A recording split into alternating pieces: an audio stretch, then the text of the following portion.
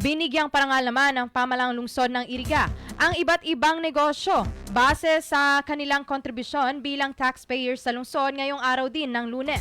Ang isinagawang programa para sa mga ito ay nahati sa 4 na categories mula micro, small, medium at large-scale industries, kung saan isa sa mga nakapagkamit ng mataas na parangal bilang top 3 taxpayer ang Jollibee Iriga.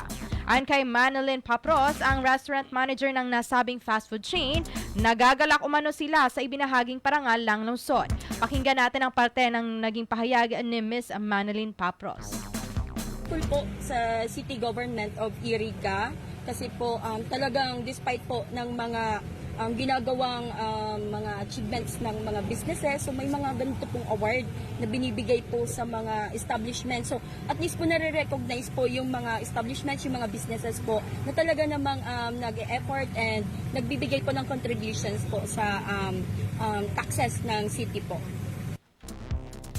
Gayon din ang naging pahayag ni Jennifer Bulalakaw, ang store manager naman ng Libertad Consumer Corporation o ng LCC store na siyang tumanggap ng kanilang parangal, kung saan ibinahagi rin ito ang kanyang mensahe sa mga negosyo sa Iriga City. Pakinggan din natin ang parte ng naging pahayag ni Jennifer Bulalakaw, store manager ng LCC. Mga kapwa po negosyante po, masasabi ko lang po, gawin po natin yung responsibilities natin sa isang